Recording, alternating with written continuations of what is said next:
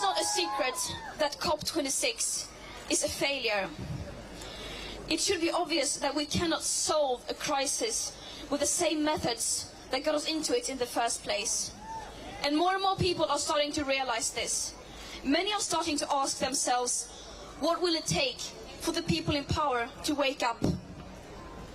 But let's be clear, they are already awake. They know exactly what they are doing. They know exactly what priceless values they are sacrificing to maintain business as usual. The leaders are not doing nothing. They are actively creating loopholes and shaping frameworks to benefit themselves and to continue profiting from this destructive system. This is an active choice by the leaders to continue to let the exploitation of people and nature and the destruction of present and future living conditions to take place. The COP has turned into a PR event where leaders are giving beautiful speeches and announcing fancy commitments and targets, while behind the curtains, the governments of the global north countries are still refusing to take any drastic climate action.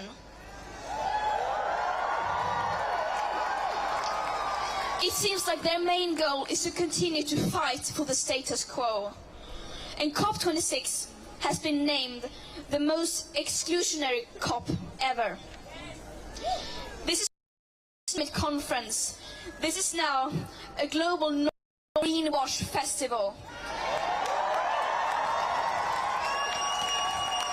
A 2-week-long celebration of business as usual and blah, blah, blah.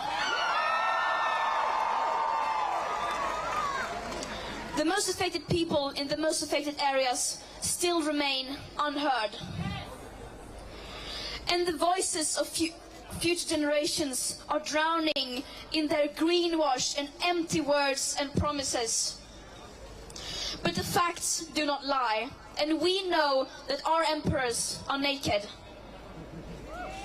To stay below the targets set in the Paris Agreement and thereby minimizing the risks of setting off irreversible chain reactions beyond human control, we need immediate, drastic, annual emission cuts unlike anything the world has ever seen.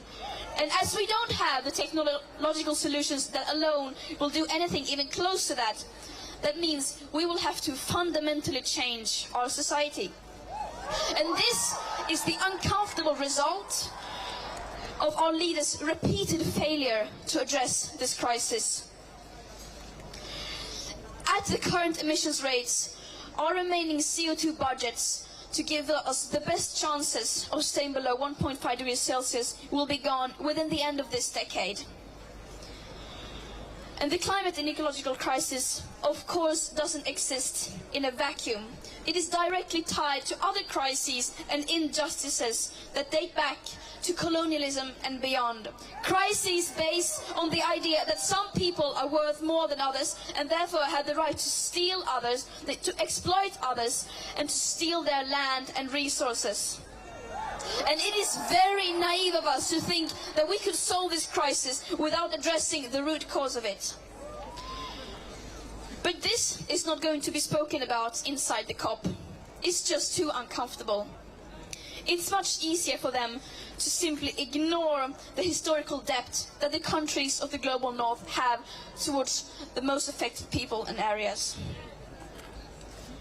And the question we must now ask ourselves is, what is it that we are fighting for? Are we fighting to save ourselves and the living planet? Or are we fighting to maintain business as usual? Our leaders say that we can have both. But the harsh truth is that that is not possible in practice. The people in power can continue to live in their bubble filled with their fantasies, like eternal growth on a finite planet and technological solutions that will suddenly appear seemingly out of nowhere and will erase all of these crises just like that.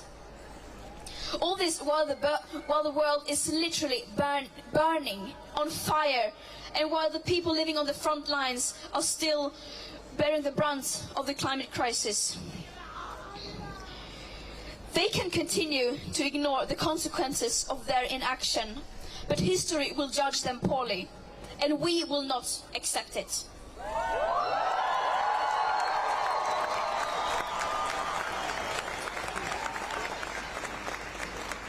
We don't need any more distant, non-binding pledges.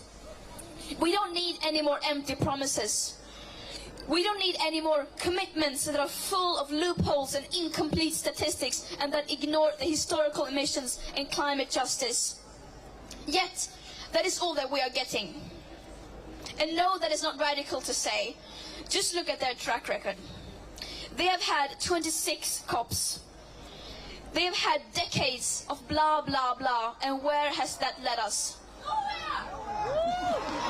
Over 50% of all our CO2 emissions have occurred since 1990, and about a third since 2005.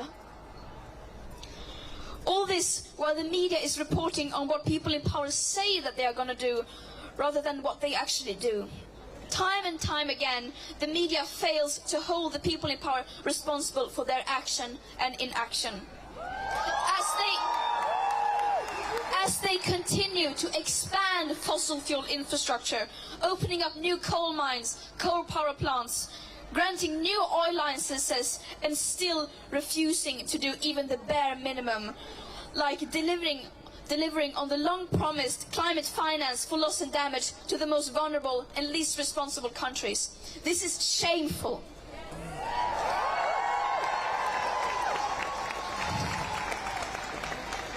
Some people say that we are being too radical, but the truth is that they are the ones who are radical.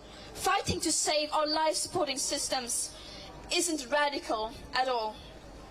Believing that our civilization as we know it can survive a 2.7 degree or a 3 degree hotter world, on the other hand, is not only extremely radical, it's pure madness.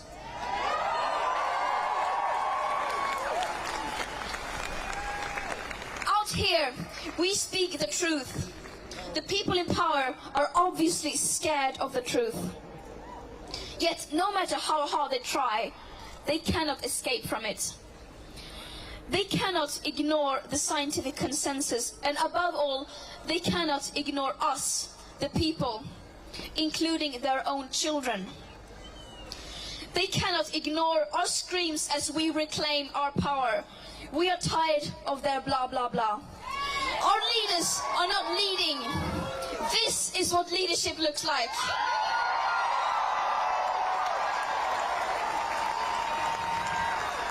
Thank you for showing up, and see you tomorrow again at the march.